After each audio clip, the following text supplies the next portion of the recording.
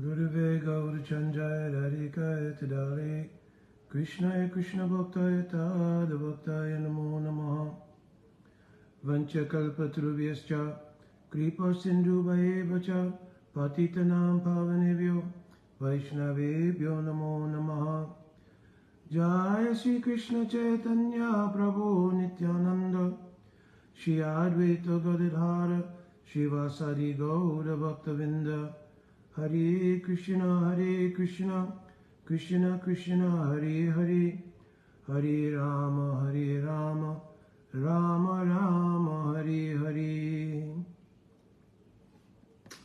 Dandavat Pranam, devotees. So, by the grace of Guru and Gauranga, for the most part, I have caught up on many of the questions and answers that were outstanding. Dandavat Sadhana to the Prabhu. And I replied to many of them, the ones that were suitable to reply personal answers to. I did that. And the others I covered either in a class that I had done on Zoom and sent that class, or had done a class somewhere else that encapsulated the nature of their question, and I sent that. And so now we are pretty much close to a fresh start. There are some residue questions from a reflection that I had on the podcast. And then there was just some kind of discussion that went on our Monday night phone conference. And I wanted to present a little bit of a theme, which kind of, in a more broad sense,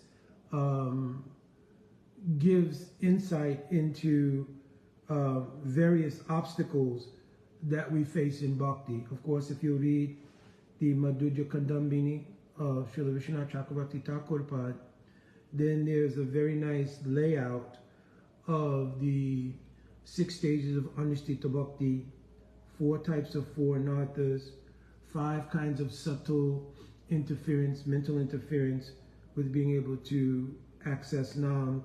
So obviously those categories that are laid out by Srila Vishwanath Chakravarti Thakur Pad, we can see them as the essential, identifiable blocks in the progress, anarthas, right? Means something that has no value. So here, artha, or value, means value in relation to pure bhakti. So the template of pure bhakti always has to be forefront in order to analyze anything, because our pursuit is of this pure bhakti. So of course in Srimad Bhagavatam, the verse is there, Savaipam Samparo Dharmo, Yato Bhakti Rotsaje, Ahoitaki Apratyata, Yen Atma Suprasidati.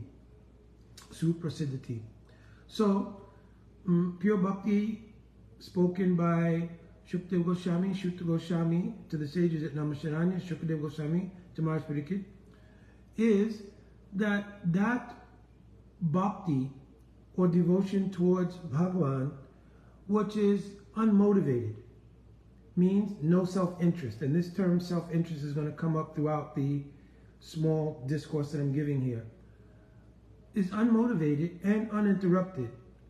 So again, what would interrupt the pure flow of continual devotion to Bhagavan is always going to be self-interest. So both in the statement unmotivated and uninterrupted, the indication is of self-interest, because it is self-interest that creates motivation. It is self-interest that creates interruption in the flow of bhakti. So it should be unmotivated, uninterrupted. In this way, if we even considered our best self-interest, yen atmasu prasidati, the being selfless completely and having no self-interest, is in our best chance of having the ultimate in self-interest. So let me repeat it so it doesn't sound confusing. Even if there is an indication of self-interest, the best profile that one can follow to completely yen atma suprasidati, to completely satisfy the self, which means the ultimate self-interest, is unmotivated, non-self-interest, bhakti, which is not interrupted by self-interest. So, self-interest is at the core of so many things. Similarly, in Srimad Bhagavatam, in the Vastu Nirdesh Atmaka verse, Srimad Bhagavatam, the first verse is the Namaskar Atmaka verse. It is the invocation. The second verse is Vastu Nirdesh Atmaka. It is defining what is Srimad Bhagavatam. Right? There's another verse called the Paribramrita verse, Eti Chamsa Kalapum Sam Krishna Stu Bhagavan Swayam, etc. Right? That's different. But here, Vastu Nirdesh Atmaka means it's establishing the purpose of Srimad Bhagavatam. And of course, the third verse is the Falstuti, Nigama Gapatoro Galitam Phalam, etc. This is establishing the fruit of having digested the second verse, Vastu Nirdesh Atmaka verse, and following it. So what is that verse? That verse is said, Dharma Projita Kaitavatra. So I'm only taking this line because here is our primary focus. Dharma Praujita Kaitava Atra. That this Srimad Bhagavatam has been established. It has come in the maturation of Shri Vyasadeva. Shri Vyasadeva Ji, he divided the Chaturved, means the 4 Vedas. He compiled all of the various Upanishads, Aranyakyas, all various, even Dharma Sastra, everything Vyasadeva Ji compiled and put together. But an interesting thing happened. When Srinath Muni came to Samprasasram, the ashram of Vyasadeva, and he sat with Vyasadeva and they had samvad, means discussion, Narada Muni, being the personification of Bhakti, could see within Vyasadeva that there was a lacking, a dearth. There was something missing. And though he is himself the Shaktivesh avatar of Bhagavan for the purpose of compiling all the Sastra, still, even with all of that, he was feeling some lacking. So Narada Muni asked, though you have compiled all kinds of scriptures, and this is certainly yeoman's work, in the course of doing that, some accidental, incidental things have taken place which are not in the best interest of persons who want the ultimate goal of life. So he quotes one verse. This is in the 1st canto, 5th chapter. Jugupsitam dharma krite anushataha shvabhava raptasya mahan vyatikramaha yad vyakta dharma itaraha stito na manyate tasya nivaranam janaha. So he quotes a verse saying that in general, you've compiled all these sastras, and various individuals under the influence of this very self-interest that we're talking about will examine these sastras, take advantage of them in order to fulfill their desires, but it will come to a point where self-interest overriding any consideration of the rules and regulations that you've put in place for this self-interest or fulfillment of personal desires, and those will be ignored. So he says, in this way, though there is an attempt to help the Bada Jivas to come to the platform of Dharma, by all of these other practices, by establishing, some concessions for them to fulfill their self-interest, the nature of self-interest itself will overrule their consciousness, and they'll even neglect the very rules and regulations you've put in place to curtail those personal sense enjoyment or personal self-interest ideals.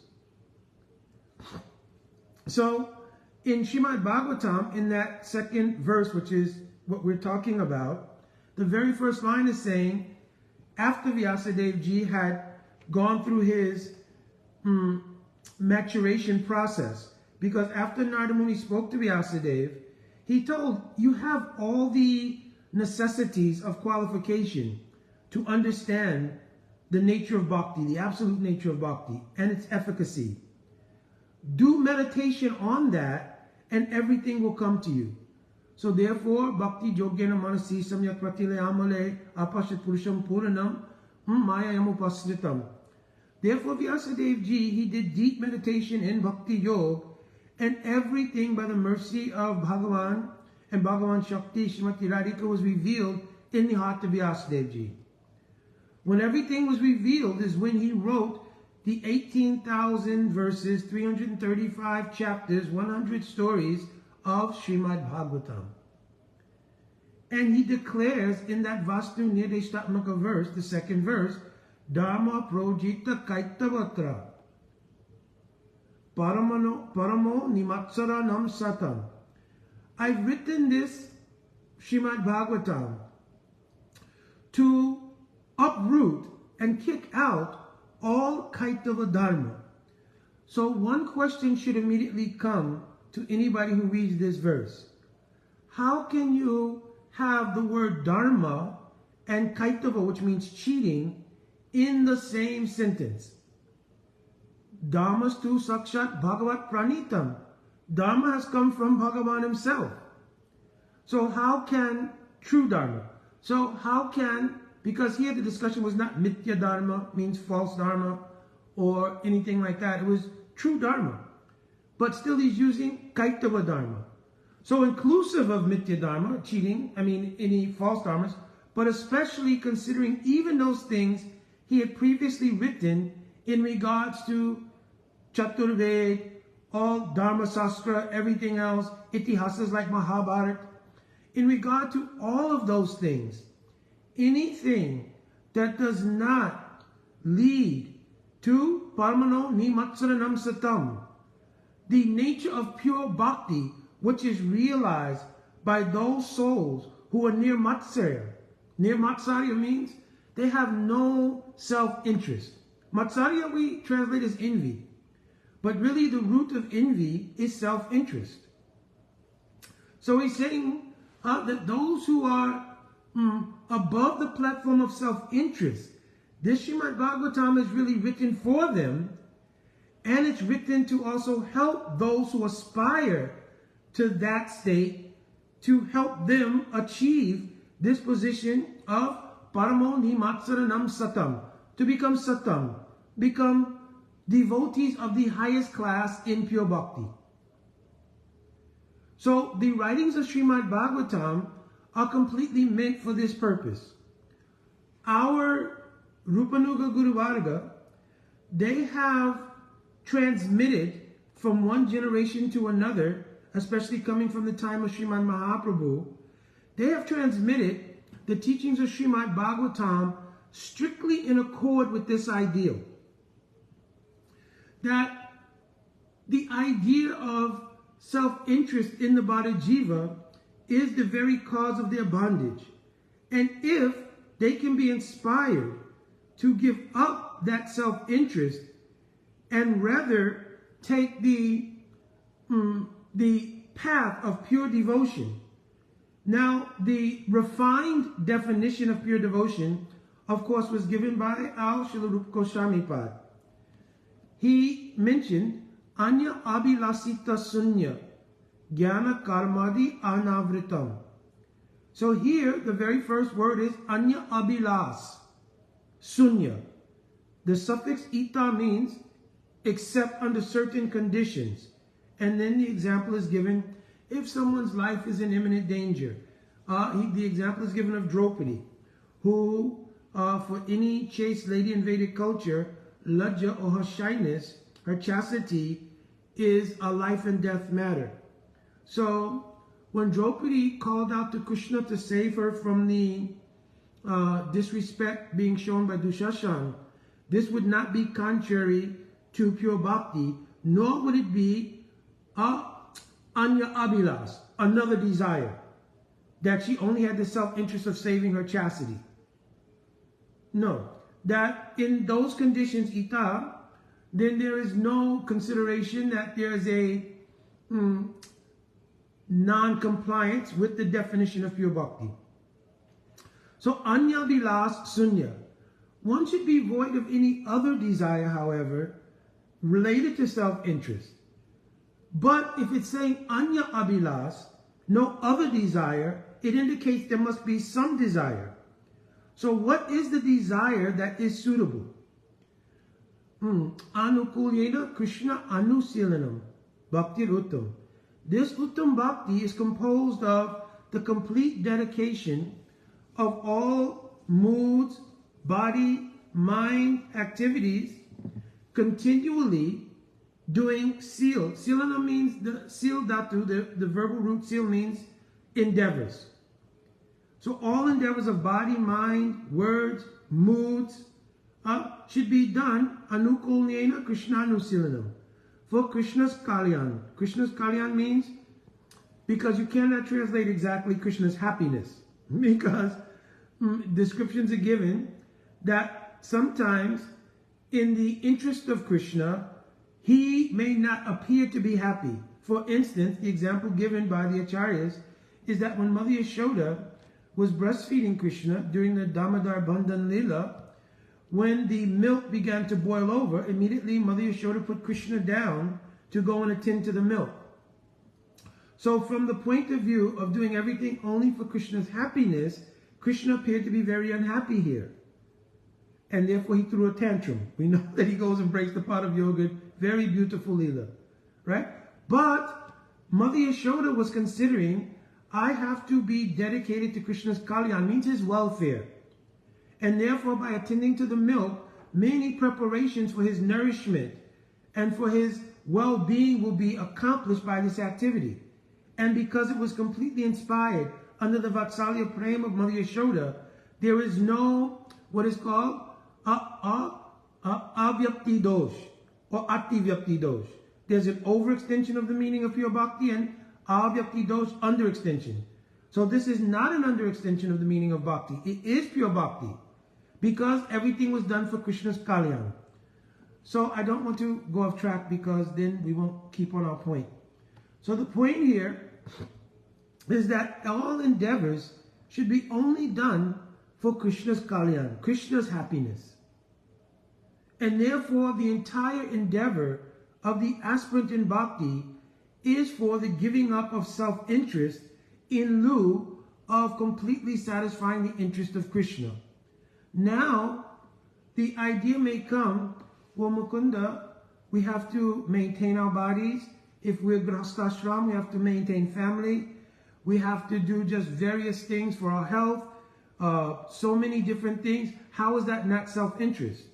So I've already given the example here with Draupadi, that those things which are done in the normal course of prudence, in the maintenance of body, mind, are not considered to be karma adi, gyan or karma adi anavritam, things that will cover bhakti.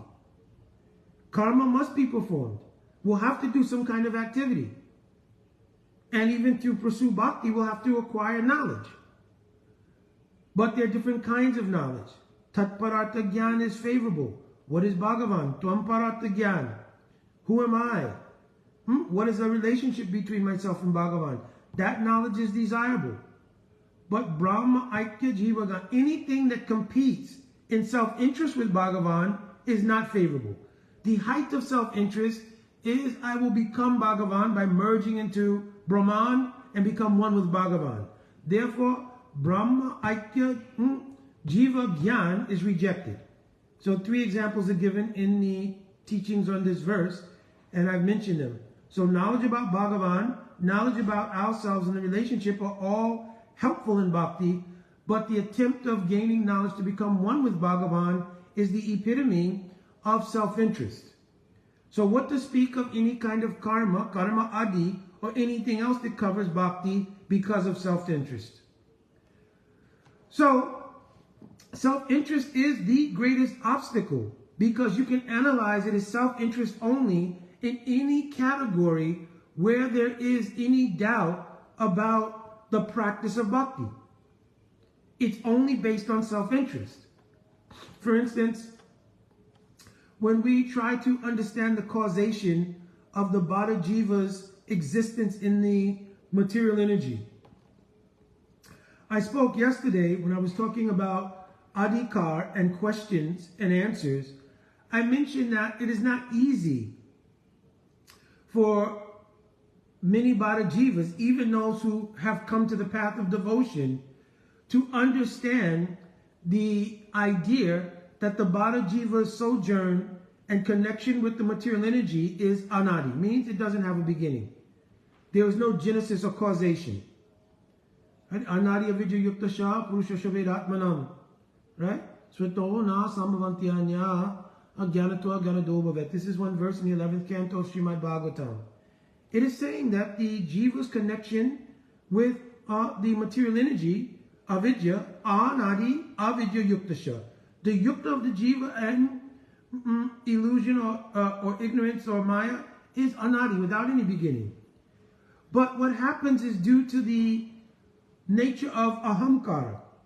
Right? Ahamkara is a function that comes in the condition called asmita. So let me explain that. So in avidya, avidya means the absence of knowledge of our actual selves. The actual identity of the Atma is called Dasoshmi. Mahaprabhu, in an unfolding way, or in a flushed out way, told to Sanatana Goswami when he inquired, Kayami, Kenyamai, Jare Tapatrai. Who am I and why am I suffering? Mahaprabhu told, Jivera Swarup Hoye Krishnera Nitya Dasa. So your identity constitutionally is Dasoshmi. I am Ashmi, the Das of Krishna, or Dasi. But under the influence of the absence of that knowledge, that's why it's called avidya. Vidya is the real thing, knowledge. Avidya means the absence of that knowledge. Asmita. Another kind of asmi arises. This asmi creates the condition, ita, of thinking myself something other than being the Das of Krishna. At the time of this asmita, then ahamkara, a new imposition or abhiman is placed on that state of mind. It is called ahamkara. So now the word aham is being introduced, I. And the sort of echo of I is I, mine. Understand? So this I-ness is introduced through ahamkara. The word kara here means karana and karta. I am the cause and the doer of everything in relation to my Atma. So this is a completely false premise. Bhagavad Gita is clear. Prakriti kriya manani gunai kamani savasha ahamkara vimudatma. This state of mind, this idea, this self-conception is because of vimudatma, a bewilderment caused by the imposition of ahamkara. So born from that ahamkara now is self-interest. You understand? So now everything that we do, we go through ahamkara and it produces self-interest. So now my example was, in regards to looking at causation of the Bada Jiva in this world, the Jiva looks at this, even when they've come into the purview of Bhakti. Still, until there is a level of maturation in Saranagati, they look for causation or rationale or reason why, if there is another alternative, which is the platform of the Nityasiddhas, the eternally liberated Jivas, they look for causation and rationale why I came to the plane of suffering, etc., etc., and others obtain a destination of eternal bliss in Seva to Bhagavan. So, being unable to digest the fact that this situation of the Anadi Bada Jiva is also part of the Shrishti Leela of Bhagavan, right? Then the ahamkara of the Jiva poses the question, well, in order not to blame Bhagavan, give me another rationale. So I'm using this example of this particular Siddhant because it is the most difficult thing for the Bada Jivas to digest. If you look at the 16th chapter of Jaiva Dhamma, Srila Bhaktivinoda Thakur lays it out completely. This is the Shrishti Leela of Bhagavan. Bhagavan is not only Karunamayi, very merciful, but he's Leelamayi. So many Leelas. Chaitanya Charitamrita, Shwanksha Vibhinangsha Rupa Hanavistar, Ananta Vaikunte, Brahmananda, Karena Vihar. Bhagavan has unlimited Leelas, including the Shristi Leela. So that some of Bhagavan's Jiva Shakti is manifest here, and Bhagavan performs Leelas in which he descends in innumerable avatars and accompanies those Bhara Jivas as the Antaryami, Super Soul, and performs a pastime like this, that the Jiva would have a hard time digesting that in relation to self-interest. Why should I suffer? Why was I not selected to go to the spiritual world? And then a whole mindset opens up about, well, how did this happen? That becomes the genesis of so many different kinds of Siddhanta narratives that have to be presented by the Acharyas. And then sometimes opposidantic understandings of those teachings. Oh, we fell out of the spiritual world because we were envious. You understand? Which creates all kinds of theological issues. Then, more mature, but still not accurate, we were in the Tatashta. So I explained this yesterday, so I'm not reiterating it. But my point here being that it is self-interest that is the underlying reason why we cannot surrender to the idea, yes, this is Bhagavan's Leela and Bhagavan's energy. And that especially Bhaktivinoda Thakur makes a very special point in the 16th chapter. If in the end result, it culminates in having praying for Bhagavan, what would be the difficulty in whatever the arrangement was by Bhagavan for the Jiva? Why would there be any sense of assigning partiality, some fault, or any other thing to Bhagavan? All of it is born of the I-ness and my-ness and self-interest. So this Siddhanta in particular is an example of where I-ness, my-ness, and self-interest, even in the practice of bhakti, become so thick that it is difficult to accept, even if this was Bhagavan's desire. Still, if you look at the 8th verse of Shishashtakam, if the Lord makes me brokenhearted by not appearing before me, even if he sports with someone else right in front of me, still he is my worshipful Lord unconditionally. This is the 8th verse of Shishashtakam. We're aspiring for that mood, service to that mood, but we can't accept even that Bhagavan in his Leela would have placed us in a condition where he comes and saves us. This is the nature of self-interest. It is so deep. So similarly, in the course of our unfoldment in bhakti, it is this very self-interest, this nimatsarya, not nirmatsarya, but matsarya, right? And here matsarya doesn't mean just gross envy. It means self-interest. It is that self-interest that is the greatest obstacle in moving forward in bhakti. Because at every step that we find a challenge, rather than looking from the angle of vision of non-self-interest, of saranagati, we look from the angle first, in many cases, of our self-interest. My Guru Padma told one verse that has to be in the throat, in the heart of all practitioners. Tate anukampam susamikshamano bhunjeva atmakritam vibhakam. This verse is saying that in any condition, I will have to realize Bhagavan is still bestowing his mercy on me. And that in that condition, it has been acquired. Atma kritam vipakam. This condition was acquired by my own karmic activities. It was not acquired by some punishment by Bhagavan. And if we even go back looking for causation, well, why was I originally here? Well, your original position is that you're Das of Krishna. And in the unlimited Leelas of Krishna, in the Shristi Leela, it is not indicative that you have to have a separate mindset. We're perpetuating that. In other words, it's not that you can't be in the material energy in terms of so-called being here, but not be of it. Other than that, how do you explain our acharyas? We cannot say that our Srila Prabhupada, Srila Gurudev, our entire Guru Vargas, they were in the material world, but they were not of it. There also was no consciousness of suffering, because I explained on many previous talks that suffering is really a condition that arises because of vicarious identification with the material energy and the false abhiman of being something other than the Das of Krishna. So really in the Atma itself, there is no suffering. It is produced by a false narrative coming from Ahamkar that I am the cause and doer of everything going on in the material world. And the resultant thing is Rag and Dvesh, or Sukh and Dukh, that duality.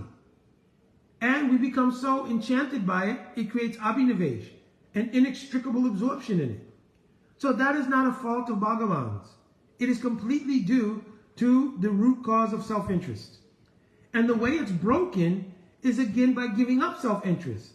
So the first thing Rupa Goswami mentions in taking to the path of bhakti is Guru Pad Asraya, Tata Diksha Shikshari Vishwamena Guru Seva, etc. So in taking Guru Pad Asraya, the first thing one does is pranam at the lotus feet of Gurudev. Nama Om Vishnu Padaya. Namo, Namaha, Na Ahamameti. Not self-interest. This is the very premise of which we're operating daily. Before we put one foot on the ground in the morning, you're putting your hands in Anjali and saying, Nama Om Vishnu Padaya, Na Ahamameti. It is a declaration of Saranagati, surrender. You understand? The surrender, of course, plays itself out in Anukulyasya Sankalpa, doing what is favorable, Pratikulyasya Vivajanam, rejecting what's unfavorable, Rakshishiti Goptravevaranam Tata, Rakshishiti Vishvasho. Right? Having a firm faith that Krishna is my maintainer and protector. It doesn't mean that I'm not doing endeavor. The endeavor is one thing. The result of the endeavor is up to Krishna. That is called Rakshishiti Vishwash. And Goptra Vevaranam Tata. Krishna is maintaining me. I may be going to work using whatever karmic expertise was gleaned in this lifetime, but who's maintaining me is Krishna. Who's bestowing mercy that this job, this situation, that situation is what it is, that's Krishna's mercy. And in the mood of Dashoshmi, all of this is being done for the seva of Shriman, Hari, Guru, and Vaishnava. So self-interest is such a thing that it is very difficult. And one of the things that tends to happen because of the upsurge of self-interest is that even within the practice of bhakti, a tendency always arises to try to adjust bhakti to become suitable, favorable to my self-interest. And again, this is something that's born from ahamkar. It cannot be but so, because the nature of self-interest is born from ahamkar. And it's also born from the absence of self-conception of dasoshmi. But rather it's in the state still of asmita. I'm something other than the das of Krishna, which gives rise to ahamkar, self-interest. So in that, we try to adjust bhakti in such a way that it satisfies my self-interest. So one symptom of that is the inability to digest a sense of remorse or guilt around not being true or being properly aligned with the idea of being dasosmi. Whenever there's any shortcoming in that manifesting that true identity, rather than feeling a sense of remorse or guilt, there's an idea I should have the shortcoming, but don't put me in a guilt trip about it.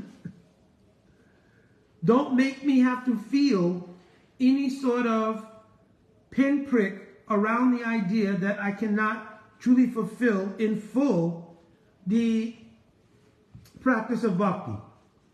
So one thing is that it sets up an ideal that somehow or another Bhakti Devi is not very merciful and is not very understanding about the nature of the condition of the Bada Jiva, and therefore has placed almost like an undue burden on the Jiva to have to be perfect at every single moment. But Srimad Bhagavatam again has stated, Tvakkam swadharmam charanam bhujam hare bhajan apakva tapatetto yadi yatrakvad vabhadrama bhuramushakim kovata apto bhajatam sudharmataha. So this verse is also quoted in the first canto in the 5th chapter. No, maybe this verse is earlier than that. But here this verse is saying that it's understood. Apakwa means unripe is the literal translation, but here it means immature. Before bhakti is mature, we go through stages, beginning with Shraddha, Sadhu Sangha, Bhajana Kriya, Nartana, Vritti. So there are unfolding stages. And in the unripe, immature stages of bhakti, there will be challenges. Even to the point there will be deviations, fall downs, different things. But actually, it's understood in Bhagavatam. And by the way, we should understand Bhagavatam, Srimad Bhagavatam is not different from Radha and Krishna. Tulya Bhagavata Krishna Vibhusabhasrai, Pratishloke Pratyakshay Nanatakai. Srimad Bhagavatam is Krishna. So understanding the nature of the Bhara Jiva, Krishna is saying, listen, I understand that there will be challenges in the unfolding process. So in the 11th canto Srimad Bhagavatam, chapter 20, verses 27 and 28, he says, if you've developed faith, Jata Sharo Matkateshu, Nirvigna Sarvakamashu. But Vigna means obstacle. And the obstacle, I've already mentioned, is self-interest. If still, by self-interest, you've not been able to conquer over self-interest, leading to various kinds of things that are not truly to be accepted in the practice of pure bhakti, then understand, Veda Tukatmanam Kamam. Do the diagnosis, this is not good for me. But I understand, Parityagyopi Anishwaraha. Due to the force of my karmic impressions from previous lives and impressions in this life, I'm unable to give them up. Because the bhakti samskars are not strong enough in me yet that I can, by the force of those bhakti samskars, push away those karmic impressions. Because we're always running on two tracks. As soon as one enters the path of bhakti, one is kamana daivana natrena janto deapapatye. Whatever karmic impressions are coming from the previous life and what's being acquired in this life. Similarly, praktanak adunaki chasti yasat bhakti vasana. Same time there are bhakti vasana, means bhakti impressions coming from praktan previously, and adunik means those impressions coming now. Before there is the power by maturation of the bhakti samskars to subdue the karmic impressions, this constant battle will go on.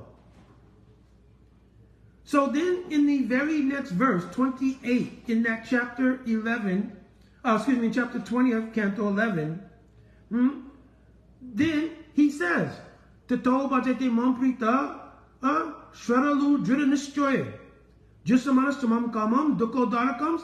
This is a very important word, chagarayan. The word garayan here means in a mood of remorse or repentance. Go on practicing. Tato bhajate mamprita. With love, go on practicing. Shraddha dridhanishchoya. With an increase, dridha, in your shraddha. Because shraddha is your currency in the practice of bhakti. Jusamanashtamam kamam. Yes, understand. This activities of self-interest are not good for me. And in a mood of garyan, repentance, go on practicing. So here, rather than thinking of guilt or a sense of remorse or trying to repent for things that have gone awry in our practice, we should think that this Garayan, being spoken by Bhagavan himself, right, means through the Navyogendras, but being spoken in Bhagavatam, is his mercy. It is the mercy of Radhika. This feeling of disparagement in being unable to fully practice pure bhakti, that is the Kripa Shakti of Bhakti Devi. Therefore, even those who have become fully realized, this mood arises in their heart. Bhaktivinoda Thakur singing, Amara Jivan Shodapape Rata Nahi Ko Punya Ralesh. Bhaktivinoda Thakur singing. Of course, this is his Dainya Bhav. It is a symptom that comes in realized bhakti. Dainya Bhav means a Sanchari Bhav of humility and akshay, disparagement. But it's also instructive to those aspiring in bhakti, how to digest these moods, and they become impetus for advancing in bhakti.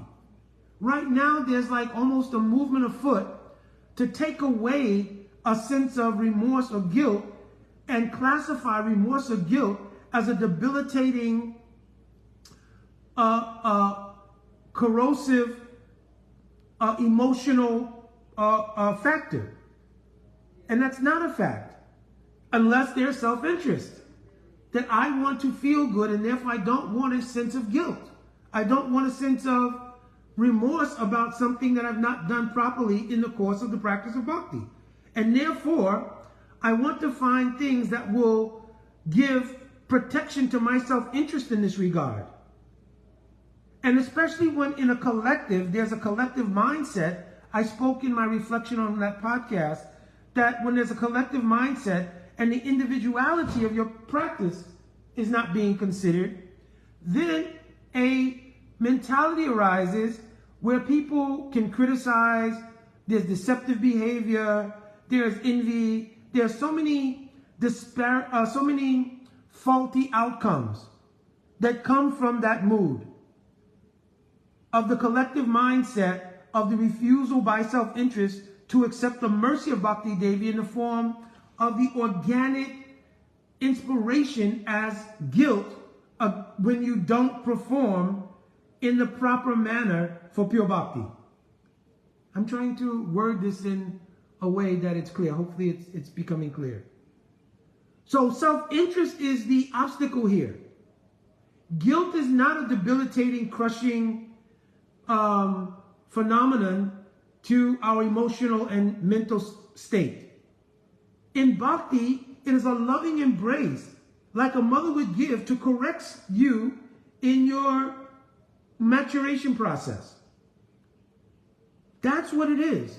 It is not a debilitating, but when it comes from non-devotional sources, non-devotional here means when it is not coming from sadhu, guru, or those who have maturation in bhakti, then it can be debilitating because it is filled with the pus of envy.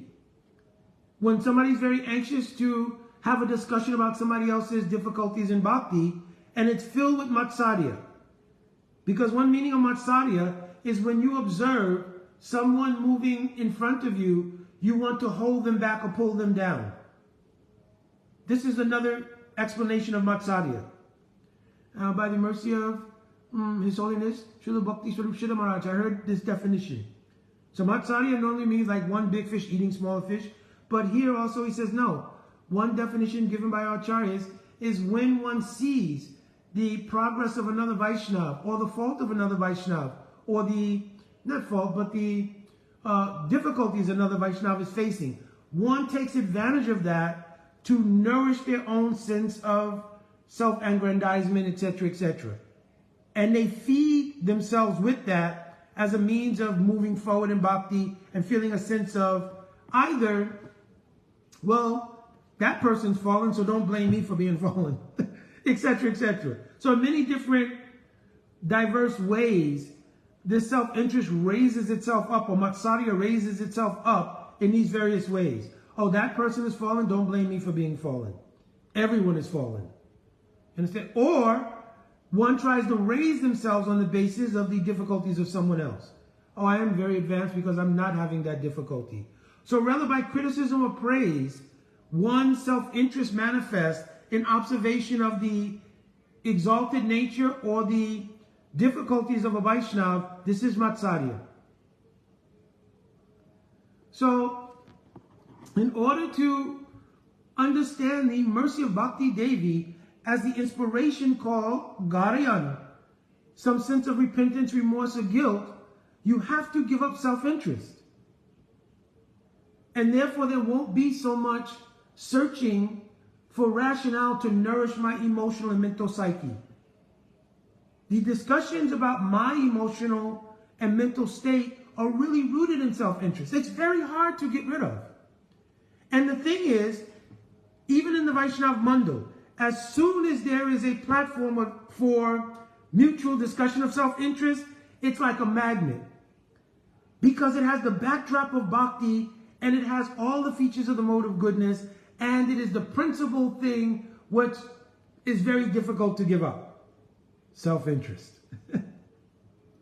Because you will talk about what's going on with you, I will talk about what's going on with me. The conversations will be dominated by I, mine, yours, theirs.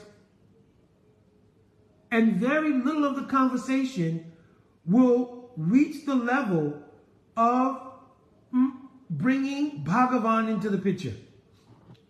Bhagavan will be the backdrop. Bhakti will be the backdrop of it. We're all doing this for Bhakti. But self-interest will be prominent. And where there is self-interest, it is very difficult for Bhakti to manifest there. This is one of the deeper meanings of the verse in Manasiksha. Pratishta ashta drashta swapacharamani vidi meinate katam sadhu prema sprisati suchihir nanumanaha. How is it possible that pure nirmal bhakti can come in the heart where there's pratishta asha? Pratishta asha is just another term, a synonym for self-interest. Okay. So I was about to wrap up, but my dear God sister is asking one question here. So, Kabul, what do you think about devotees who are anxious or depressed who are prescribed medication from doctors? Let me see if I can see the rest of it. I don't know if it's going to let me see it. Oh. Is this considered against bhakti? Oh, of course not at all. Because in our karmic portfolio, there may be genuine impressions which are so overwhelming that it causes certain kinds of psychological and mental conditions. And those conditions, when they're at in an acute state, or in a very deep state, they have to be addressed to some degree by, treatment for that acute condition, obviously. It's just like, even though we know we're not the body, if you have a broken arm, you have to go and treat that acute condition. It's not a matter of that being adverse to the concept that I'm not the body. So similarly, if one is suffering from deep emotional trauma, or one is suffering from mental conditions, or the combination of the two, that may need to be looked at. Hopefully, see, here's another thing though. That definitely needs to be addressed, and there would not be an incongruity with the practice of bhakti in that regard. But there are two things I want to bring up. One is, in the social sciences, psychology, psychiatry, etc., even the whole counseling modality, unless one has insight into the nature of the soul, I don't really see how it's possible to address the root conditions of a being. If you don't know the core of the being, which is the soul, you can perhaps observable symptoms, and according to the protocols of what was learned in the university, you can make recommendations, and they can appear to have some kind of efficacy or not in some cases. But the root is the Atma itself. So if you don't understand how to treat the Atma, you will really never get to the root cause of whatever's going on with somebody. You will abate the symptoms, just like the entire Occidental medicine has pretty much situated itself around the abatement of symptoms and not treatment of the root cause. If the root cause of problems is dietary issues, artificial food, etc., they're not going to interfere with the entire economic market of all of these artificial foods and colors and so on, and try to feed everybody natural organic foods, which would be they're not going to do that. So they make an industry that deals with abating the symptoms that arise from the bad habits, right? So, and then of course it's the material world, so we don't live here eternally anyway. But the point being that, yeah, so I don't see how in the social sciences also it is really possible to fully deal with someone holistically unless you understand the soul. Now, there are devotees who are counselors, and in that regard, they have that insight. And so there is a basis for a more holistic approach to dealing with emotional trauma, etc., etc. Now, I'll begin to end here because I have some services to do. But one other thing that can become a trap is there's a dual side in the mode of goodness to the idea of helping people. One is, because you'll see a lot of devotees, they've taken to a thing called life coaching, emotional trauma coaching. I can't think of the number of different terms that have arisen, which are various ways of dealing with self-interest. Because what happens is you begin to have sessions, and those sessions are about addressing a particular kind of trauma, right? Emotional, mental, etc., etc. What happens is both in the person who's having the trauma and in the person who's purportedly on the platform of dealing with coaching, helping, counseling that trauma, there is a mutual exchange of self-interest. I know it's really hard, and it's really, wow, how can I get away from this? But there's a certain kind of exchange in the platform of the mode of goodness, because remember, the only real true platform of resolving issues in the Bada Jiva's condition is spiritual potency. Therefore, only in the path of pure bhakti can all things truly be resolved. So even when we're talking about life coaching, we're dealing with counseling for emotional trauma, etc., etc., we're really pretty much talking about coping mechanisms. Because the root problem will always come back to, I am identifying as this body and mind. You can't get away from that. And in many cases, I think there's almost sometimes a concerted effort to create another paradigm in which this is an equal reality to the fact that the jiva is not the body and not the mind. But we'll create an alternative paradigm where they are, and we'll deal with all of these things, but deal with them with the quotes, in pursuit of bhakti. So then, of course, many questions arise. Was bhakti not adequate to deal with whatever that problem was? And if not, is there superiority in the modality chosen to deal with that as opposed to bhakti? And that's where the footing gets a little slippery and people become a little defensive. No, we're not saying like that. No, this is just something to help with bhakti, to help us better practice bhakti. But still, we'll have to start to analyze. Did our acharyas miss that point? Did our Guru Vargas not realize that this would be something which would be needed as a supplement? Then we get on more slippery ground. Well, you know, the acharyas are perfect in spiritual life, but sometimes in material dealings, you understand, so much slippery ground starts to come in. So, I have been a person who has said, if you are a person who needs obvious care for some acute emotional mental condition, that is an obvious yes. Because in that acute condition, based on the force of the karmic impressions, that may need to be abated to some degree by some means in order to get back to a neutral space in which now you can see the efficacy of the pure practice of bhakti. So I'm not negating that.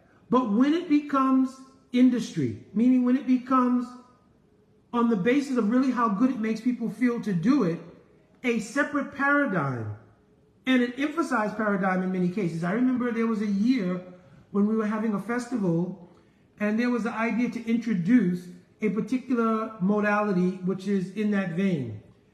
And the suggestion by the devotees was that in place of one of the Harikatha sessions, we should insert this particular modality, and that devotees should be encouraged to come to it. So I spoke to Srila Gurudev about it.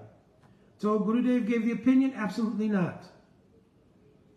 If devotees would like to attend, then they can find a time in between the schedule by which they can get together And Gurudev told the devotee who was going to be doing that, he should not charge anyone at all.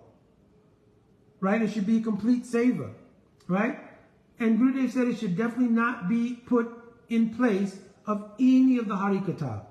Because Gurudev is making a statement. The real solution to any problem is present in Bhakti. It is just how it is applied. Material problems can never be solved by material solutions, even when there are material solutions in Sattva Gun. Understand?